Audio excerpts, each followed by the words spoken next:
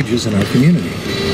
Sleep Train Foster Kids program at sleeptrain.com. What's the story behind the song of the summer? Does everyone who meets you think it's really, clever to give you their number? It's happened a few times. What do they say to you? Hey, I just met you and this is crazy. Wow.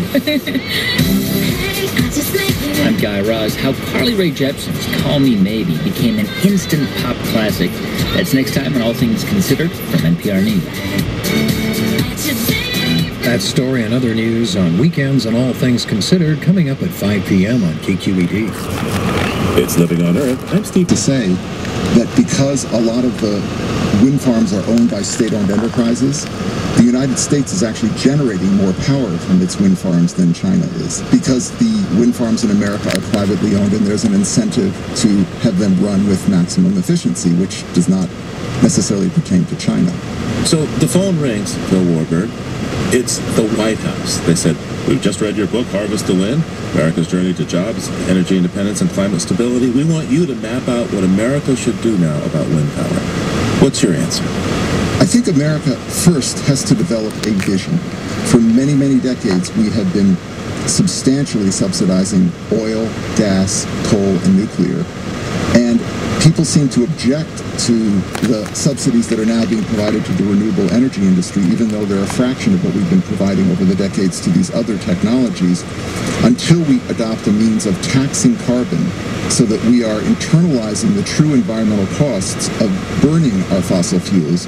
We're going to have to provide some subsidization for wind to make sure that there is parity in the marketplace. Well, I want to thank you for taking this time with me today. My pleasure to be here. Philip Warburg is author of Harvest the Wind, America's Journey to Jobs, Energy Independence, and Climate Stability.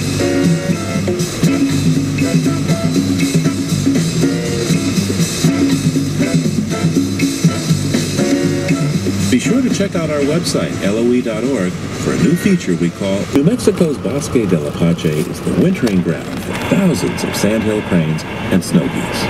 In early spring, these birds migrate to the Canadian Arctic to breed. Mark Seth Lender traveled to Bosque del Apache to see them and was thrilled to encounter them serendipitously months later in the far north. At dusk, in silhouette against the pastel chalk of the clouds, the birds come wave upon wave. Sandhill cranes in mottled tans, their heads red-capped in that citrine yellow eye. Snow geese in white snow white with black-tipped wings.